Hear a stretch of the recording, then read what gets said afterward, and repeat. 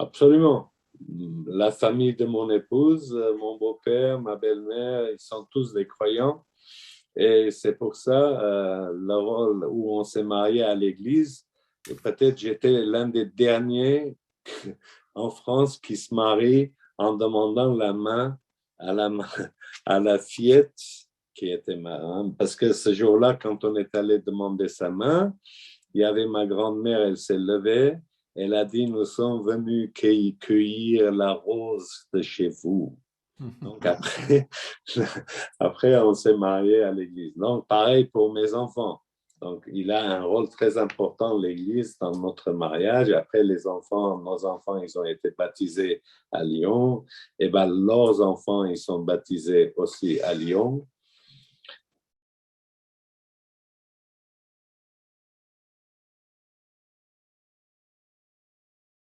Pour nous, les Arméniens de Gaspora, c'est l'Église qui a un rôle essentiel dans notre vie, qui a joué.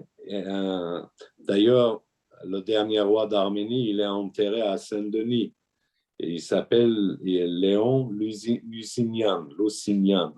Donc, après, donc, comme l'Église a joué le rôle un petit peu qui tient le peuple arménien, aussi, n'oublions pas que l'Arménie, après, elle a eu son indépendance qui a duré que 2 années, en 1918 à 1920.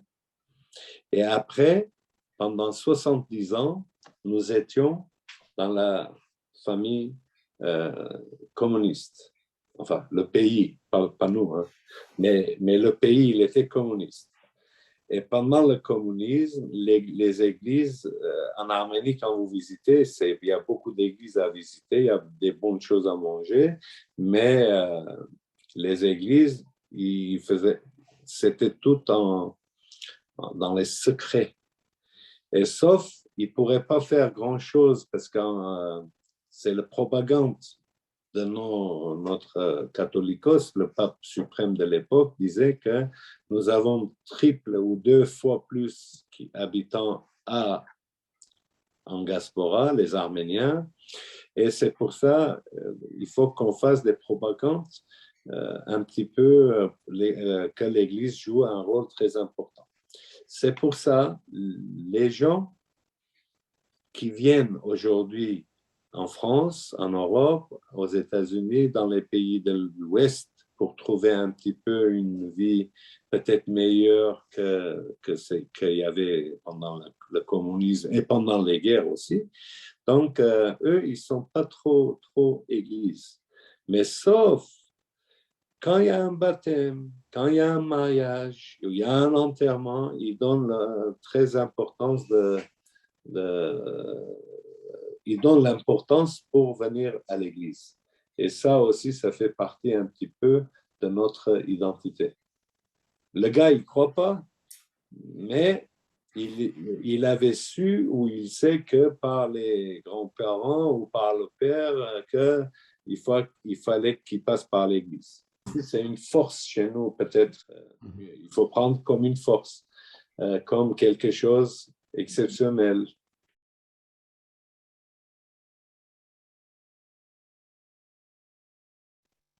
Les deux, mais maintenant, depuis pas mal de temps, je peux dire qu'on parle plus spiritualité et de la foi euh, dans les foyers.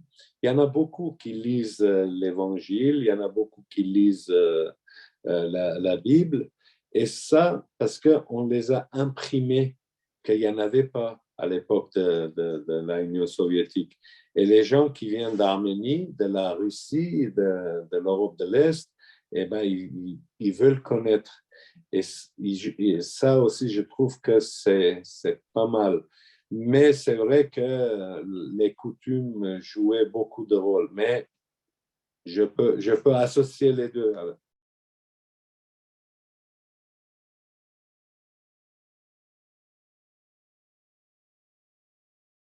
Voilà. Bah, ça, c'est très, très bien. C'est à votre honneur parce que ça commence.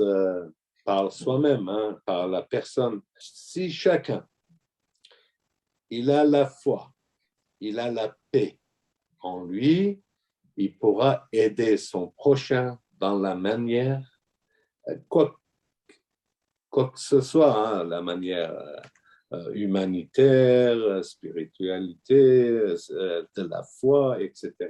Ça pourra qu'avancer les choses. Et ben, il faut continuer. Il faut, par exemple, il faut pas hésiter d'aller dans les lieux cultes. Par exemple, hein, je dis un exemple. Quand j'étais petit, je croyais que je n'avais pas le droit d'aller aux mosquées, je n'avais pas le droit d'aller aux synagogues, je n'avais pas le droit d'aller au temple. Maintenant que j'irai et au temple, et aux synagogues, et je trouve que c'est enrichissant pour la personne elle-même. Et ça pourra aider à surmonter tous les problèmes que nous avons dans la vie actuelle.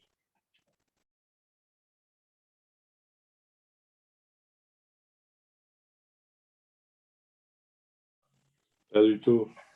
Même si c'est quelque chose où, dans mon enfance, ou en grandissant avec tout ce qui peut arriver, il ne faut pas, comme on dit, il ne faut pas revenir en arrière.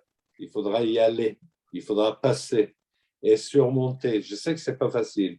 Et quand on surmonte tout ça, en même temps, le pardon ou l'oubli, il viendra avec.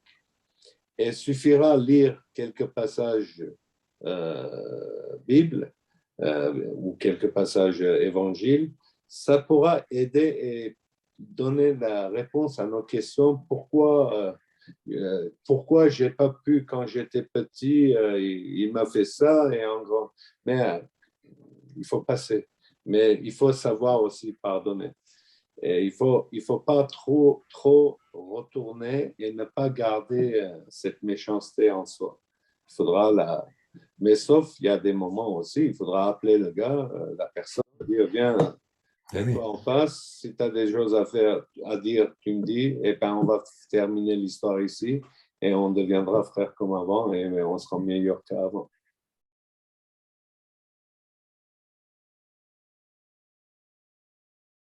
Quand c'est la guerre et quand c'est noir, si vous voulez, eh ben, d'un seul coup, il devient gris ou pour devenir blanche, par exemple, moi, je dis comme ça, mais c'est vrai que c'est tout le temps, il faudra ramener, c'est une force, il faudra ramener, et c'est, par exemple, le Notre Père, qu'on récite tous. On ne va pas réciter une fois dans notre vie, c'est tous les jours. On va faire une prière le matin quand on se lève, avant de dormir.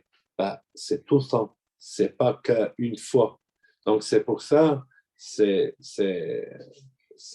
un lutte de tous les jours. Et pareil, comme on mange, on a faim et on a envie de manger, et c'est la même chose pour la spiritualité, pour la foi. Il faudra tout le temps la nourrir, la arroser. Et donc, c'est arroser avec la prière. Une prière aussi, nous en avons parlé un petit peu avant cette réunion, dans notre dialogue, préparation, une prière aussi qui peut se chanter, Bah oui, Masken. bah, bien sûr. Bah, Je chez crois que nous, c'est important la dimension du chant tout le temps, chez vous. chez nous, c'est tout en chantant. Alors, on commence à 8h30, on termine à midi, encore on entend les gens, ils disent, oh, c'est long. Mais c'est nous qu'on chantait. Lui, il venait écouter. Alors, c'est pour ça, je vais chanter un cantique qui est spécifique de l'Église arménienne. C'est Aie pitié de nous, que Dieu nous donne et pitié de nous. En même temps, pour la paix du monde, pour les défunts et pour les personnes qui sont malades. Donc ça, c'est très réputé chez nous.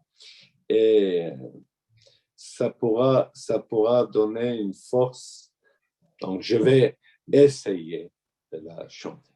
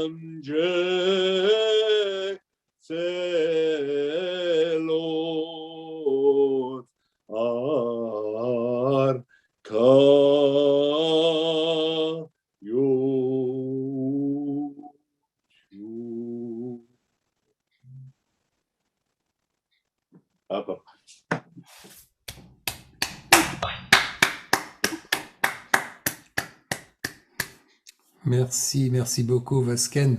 Pour quelqu'un qui n'a pas d'oreille, tu as une voix très chaude et très magnifique. Merci. C'est gentil, merci.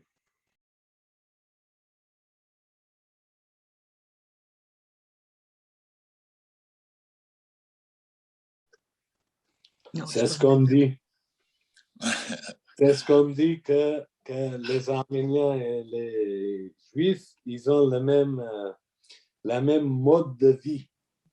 Mais nous parce que c'est grâce à Dieu que c'est comme ça. Mais aussi, il faut être pacifique dans la vie. En même temps, comme j'ai dit, il faudra, comme les gens en France, comme ils nous ont acceptés, nous sommes devenus peut-être un peuple qui arrive à vivre en France. Et puis, pareil pour les Israéliens, pour les Juifs, qui peuvent aussi, on aura la même vu les choses, la même sentiment des choses, parce que nous, quand même, nous sommes des enfants de Dieu et on croit à ça. Et on croit qu'un jour, il y aura la paix, soit en Arménie, soit en Israël, avec les Palestiniens. Et puis, nous, peut-être un jour avec nos ennemis qui sont les Turcs. D'un côté, si vous voulez, l'Arménie, elle est bloquée depuis l'indépendance en 91, 21 septembre, à la chute de l'Union soviétique. C'est là où, à l'est et l'ouest, il y a la blocus.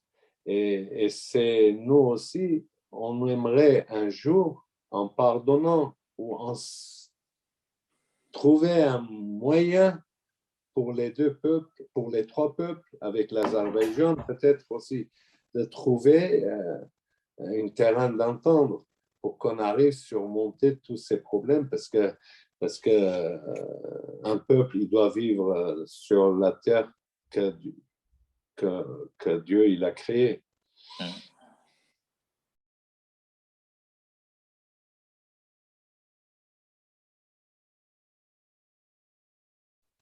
Le message des Arméniens, c'était toujours avoir la paix. C'est toujours avoir aussi la parole du Seigneur. Nous sommes, comme on dit, parmi eux, je suis fier d'être croyant et je suis fier d'être chrétien, croyant, en général croyant si vous voulez. Et ça pourra aussi nous donner un message, partager un message avec le monde entier pour qu'on arrive, que les guerres s'arrêtent, que les mauvaises choses s'arrêtent, qu'on arrive, quand on prie Dieu, quand on prie, vraiment on prie pour nous, pour les êtres humains que nous sommes, qu'on a besoin tous les jours, cette force pour tenir le monde, tenir dans le monde. Et puis c'est comme ça, c'est notre Créateur. Au nom de Dieu, on fait plein de choses, et ben qu'on continue, que l'être humain, parmi eux les Arméniens, qui essayent de trouver la paix, la spiritualité, la continuité, la prospérité, et cordialement en plus. C'est pas que des mots comme ça, je dis, allez, parce qu'aujourd'hui j'ai envie de parler, de dire ça, mais c'est avoir cette cordialité, si ça se dit, mais pour accepter le voisin.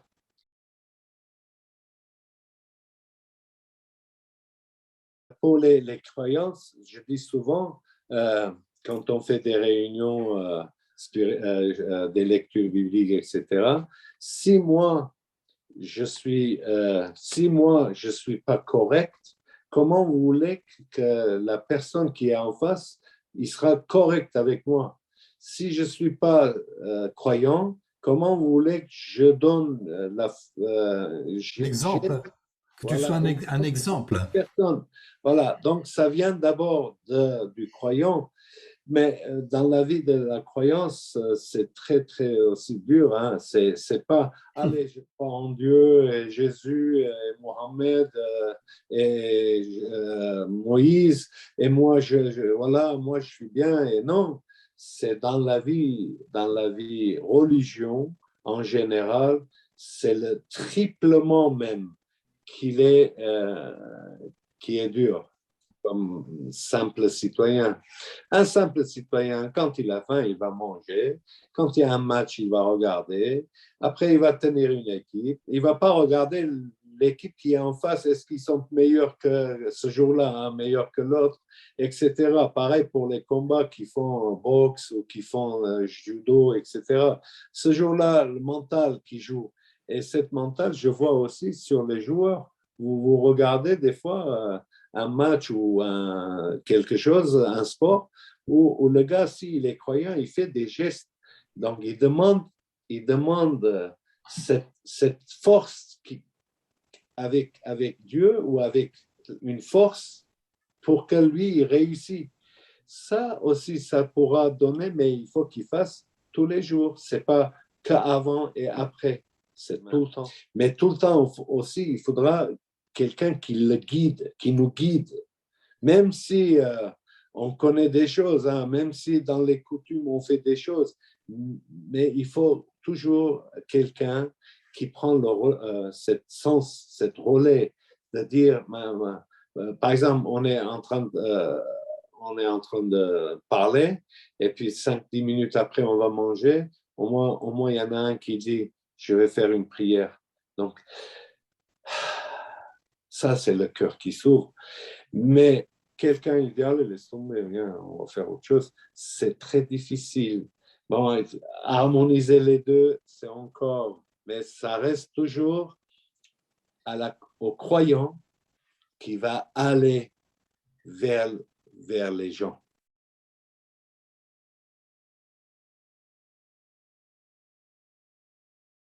À la création du monde, il y a eu l'origine, il y a eu aussi le mal. Donc on dit le Satan. C'est tout ce qui est satanique.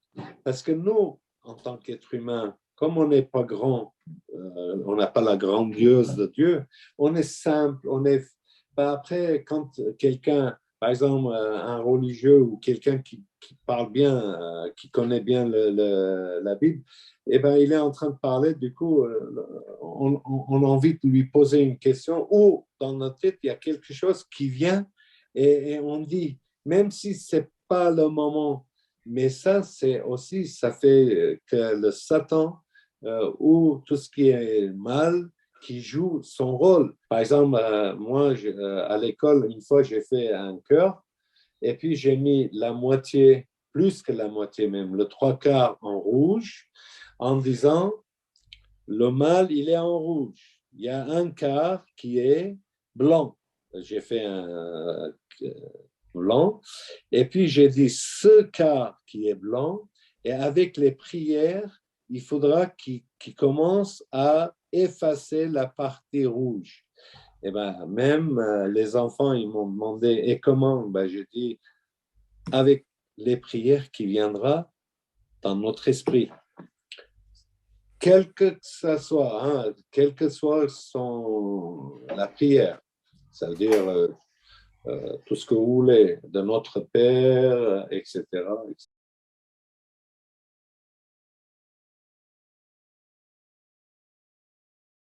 Il faut qu'il soit le célébrant, un prêtre ou un évêque ou un prêtre qui est ordonné, plus un diacre, plus un enfant chœur, pour faire une messe ou mariage, etc., célébration, que les hommes. Mais les femmes, la place de la femme, c'est dans la chorale. C'est pour ça que nous avons fondé des chorales pour que les femmes chantent dans les chorales. Et les femmes, c'est elles qui viennent plus à l'église, elles restent, elles nous écoutent que les hommes qui rentrent quand ils veulent. Parce que c'est comme ça. Ils sont mal disciplinés, les hommes. Mais bon, mais ça, il faudra donc la ordination d'un prêtre ou évêque pour célébrer la messe, mariage, etc. Mais le diacre, c'est pareil, hein, il est à côté du prêtre. Ça, c'est la tradition. Bien sûr. Mais au fond de toi, vraiment là, je te pose une question personnelle. Au fond de toi, tu trouves que c'est normal, que c'est équilibré, que c'est harmonieux, ou tu penses que ça doit évoluer? Ça doit évoluer. En même temps, je vais vous dire qu'en Iran et à Istanbul, on a deux femmes qui sont devenues diacres. Où ça parlait. Mais je vais vous donner un autre exemple concret qui était dans notre église. Un jour, une dame, elle s'est présentée avec deux filles.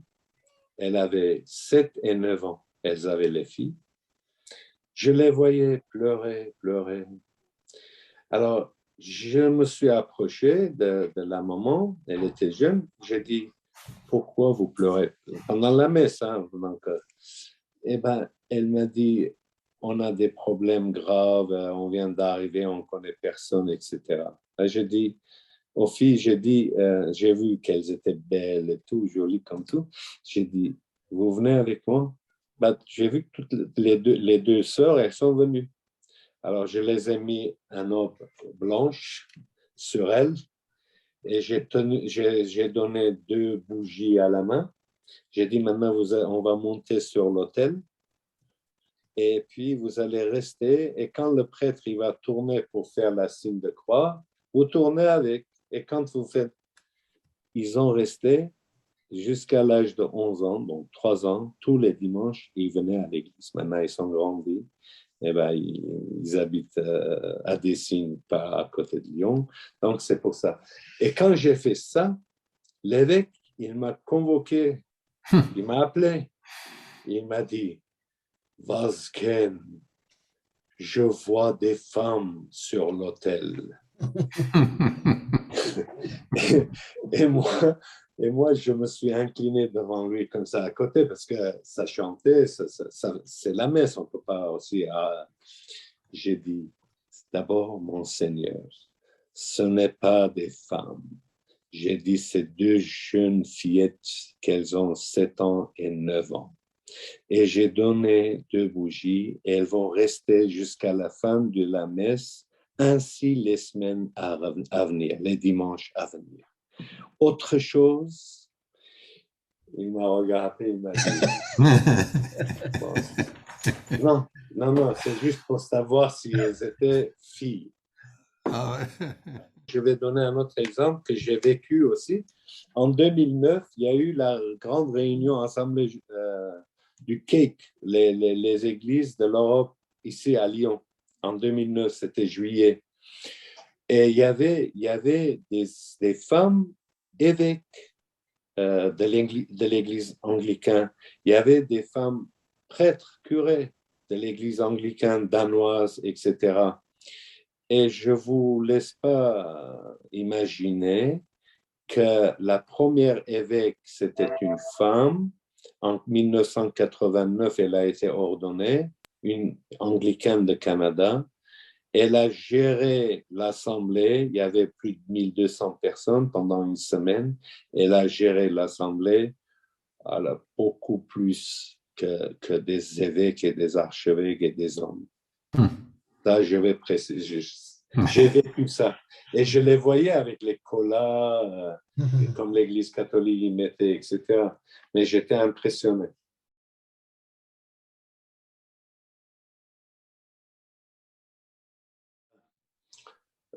Les Arméniens, l'Église arménienne apostolique, l'Église copte d'Égypte, l'Église copte d'Aritéria qui est Éthiopie, l'Église syriaque, plus les Malabars aux Indes, ont fait les 5 églises orientaux. Ça s'appelle. Nous sommes églises sœurs.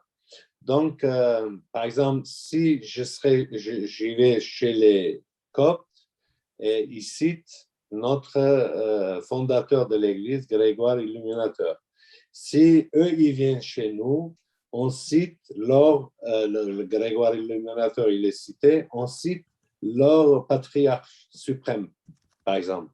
Oui. Moi, en faisant l'ascensoir, eh ben, je tourne vers leur patriarche ou leur évêque ou leur prêtre, où je le lui fais 3 fois, comme on fait à nos évêques. Donc, les 5 ont fait une église. Donc, c'est pour ça qu'il y a beaucoup de liens entre nous et les Coptes. Et d'ailleurs, je les aime bien. À Rieux, il y a l'église copte avec le prêtre Cyril. On est très bien. Et ben, on participe à beaucoup d'écuménisme.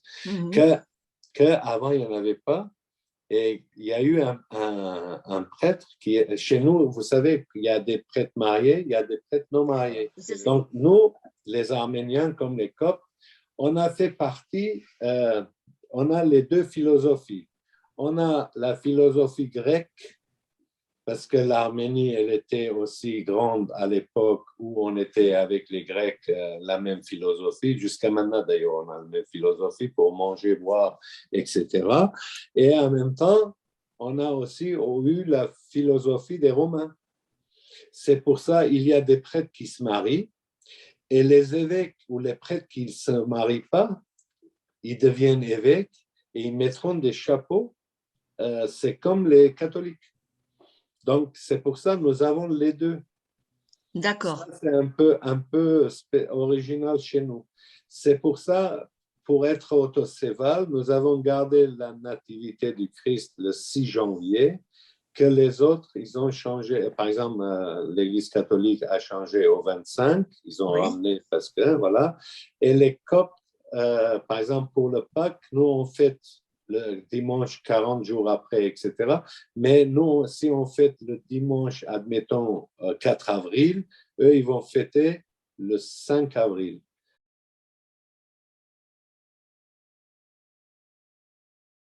Oui, parce que à la création de l'écuménisme, les Coptes, les Égyptiens ou les Éthiopiens, ils ne se mélangeaient pas beaucoup. C'est comme les Grecs.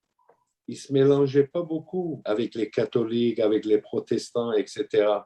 C'était petit à petit. Par exemple, vous savez, le radio RCF, Radio Chrétienne de France, l'Église arménienne, elle est membre fondateur. Mais les autres églises, elles font partie et ils viennent, etc. Mais avant, les prêtres orthodoxes, ils ne participaient pas. Parce qu'ils gardaient leur identité en disant c'est chez nous, c'est dans l'église, c'est nous, etc.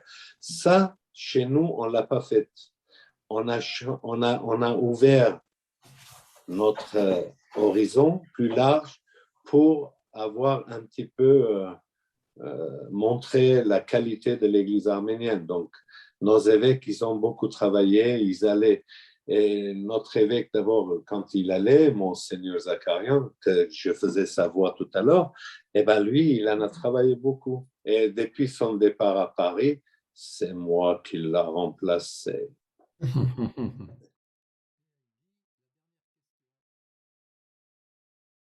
C'est oui, parce que il faut qu'il soit baptisé. Et il y en a pas mal, enfin, il y en a pas mal, il y en a beaucoup qui sont baptisés à l'église arménienne. Par exemple, c'est pas pour me faire jeter des fleurs à moi, hein, mais en enseignant à l'école, un jour, une fille, elle vient au prêtre, vers le prêtre chez nous, parce que l'église, elle est collée avec l'école. Alors, elle dit, je voudrais me faire baptiser à l'église arménienne. Et le prêtre, normal, qui va demander, est-ce qu'il y a quelqu'un de membre de votre famille qui est arménien? Parce que vous savez, avec les mariages mixtes, avec les mariages, avec l'amitié, etc., donc surtout les mariages mixtes, on pourra marier, baptiser, etc. Mais cette fille, elle s'appelle Nell. Elle avait 9 ans. Sa maman, elle était catholique de Vienne, de la ville Vienne, qui est à 30 km de chez nous. Et aussi son papa qui était juif, mais il n'était pas croyant, à mon avis. Alors, le prêtre, normal, il demande, est-ce que quelqu'un de votre famille, il est arménien, chrétien, etc. Ils disent, la maman, elle dit, non, on avait des voisins ou des voisinages à Vienne qui sont arméniens, mais non, notre gène, il n'est pas arménien. Alors, pour ne pas forcer la main ou comment expliquer, pour ne pas forcer la fille à faire des choses parce que c'est l'instant, on a demandé à leurs parents qu'ils signent un papier en disant qu'ils sont d'accord pour que Nell, elle sera baptisée. Et une fois baptisée, en plus à l'église arménienne ou comme église catholique, on devient universel. C'est-à-dire, on pourra aller confesser, communier dans toutes les églises. Eh bien, cette fille, la directrice de l'école, Madame Debé, elle s'appelait Françoise, elle m'a appelé, elle m'a dit, Vasquez, Yannel, elle veut se faire baptiser, mais le curé, il n'est pas d'accord. Enfin, il n'est pas d'accord. Il a des doutes, pourquoi, etc. Ben, je suis allé, j'ai appelé la maman, j'ai appelé Nell, et puis on a parlé pendant, je ne sais pas, 1 heure à peu près. Après, c'était au mois de novembre, je me rappelle, on l'a baptisé Nell, en présence de son papa, sa maman, sa grand-mère et tout le monde. Eh ben, j'ai appelé la classe de Nell CM1 à l'époque. Je les ai mis dans l'église. Ils ont amené des cadeaux. J'ai donné des bougies à chacun et chacune. Eh ben, une trentaine d'élèves. Et le jour où Aznavour il est décédé, que notre président Jean-Paul Chaudy il a amené la photo d'Aznavour à l'église, donc la famille Amel, elles étaient là. Donc ça, c'est un exemple. Sans donner un autre exemple, qu'il y avait des Arméniens qui étaient de Turquie, qui savaient leurs origines qui sont arméniens, mais en Turquie, ils ne pourraient pas être baptisés ou dire qu'ils sont arméniens. Alors, arrivés en France, et ils ont trouvé l'église arménienne, ils habitaient à Dijon. Et avec nos évêques et nos prêtres, un jour, ils sont présentés 14 personnes, on les a baptisés d'un seul coup, les 14. Et après, 7, après de leur famille, ils sont venus et ils disaient, on les a mariés aussi. Et donc, ils disaient que nous sommes d'origine arménienne. Pourquoi d'origine arménienne? Comment ils ont été d'origine arménienne? Parce qu'ils avaient trouvé des Bibles écrites en écriture arménienne, mais en langue turque. Il y a eu ça aussi. Bah, je vous invite à venir chez nous. Vous allez pas vous ennuyer, ça c'est sûr. Parce qu'on va chanter tout le temps. Merci beaucoup, Vasquen. Merci, Merci à vous. merci. Merci pour ce témoignage et à vous tous et toutes pour vos questions.